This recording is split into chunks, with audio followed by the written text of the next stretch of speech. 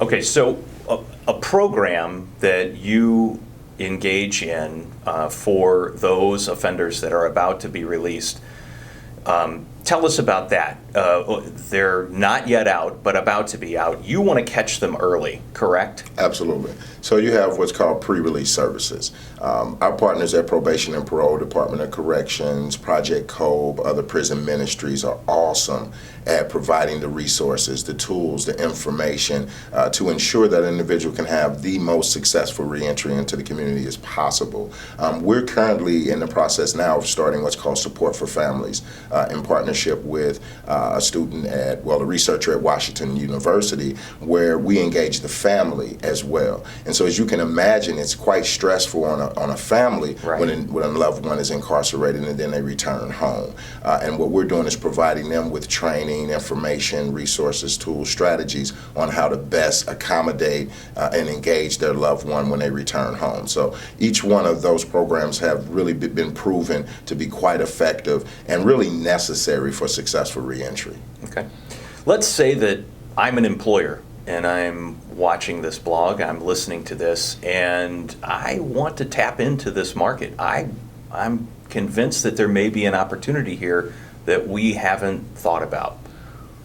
What should I consider internally? How do I build my case internally to go to the powers that be and say, hey, let's really give this thing a try? Absolutely. So the first thing I would encourage employers to do is to consider that an individual who has had engagement with the criminal justice system, they're either on probation or parole or have successfully completed those mandates. And usually those individuals have like a second layer of accountability, not just to themselves, not just to their families or the community, but to our criminal justice service providers. And so they're quite often, they are drug tested. They are required to maintain employment, maintain stable housing, and not to engage in certain behaviors that would lead to reoffense. And so that's the first thing I would encourage employers to consider, that an individual that is in the reentry population is more likely to have that second layer of accountability. So the employer has support in that area. Secondly, many of these individuals have developed skills that inside, while in prison, that they may not have otherwise developed due to many of the subpar education opportunities within communities where we see most of our reentry population come from. But while on the inside, they're able to get the training, get the skills, and developing leadership strategies and things that they then can bring to that place of employment. At 18 years old, would you have thought that you would be working on a PhD? That's a good one, Keith. Absolutely not. Absolutely not. I tell people this all the time. Where I'm at now is a direct result of my experiences. And my engagement with the criminal justice system is included in those experiences. Sure. And I truly believe that has made me who I am today. So I'm where I'm at now because of my experiences and not in spite of them. Great. Napoleon, our personalities notwithstanding, let's say that we've moved someone to action today, okay? How can people help? And start off by telling us how they can employ, and then other ways that they can help as well. Absolutely. So I'll start at the very, very top.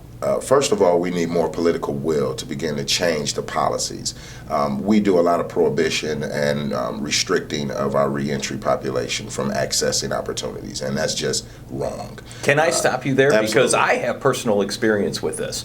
We employ people here at St. Louis Staffing that have backgrounds, and they are still in the probation and parole system. And I cannot tell you how many stories I have where someone says, I will take that job assignment, but I have to leave at noon to go see my parole officer, and he's clear across town. To me, that seems ridiculous, right? That is really preventing someone from being a productive citizen in a full-time job. Absolutely. We make the effort to contact that parole officer and schedule different appointments for that person. Yeah. So we can be a little less restrictive and not compromise public safety. Right. It's doable. Right. It's just we have to find the political will to do it. Secondly, if we look at the practices of corporations and employers, we just have to be more willing to offer opportunities to individuals. And it's not just a moral thing to do, it's actually economically responsible. And specifically for local employees in the greater St. Louis region, I would encourage them to reach out to our respective organizations to learn more about it. I go out and I do trainings. I provide resources. I provide that technical support around engaging our reentry population. And for those employers that are engaged with us, it's very, very beneficial. Not only it makes you feel good at the end of the day, but economically as well. And also we have ways that individuals can get involved if they just say, you know what, I don't think offering employment for this population is for us, but we want to help in other ways.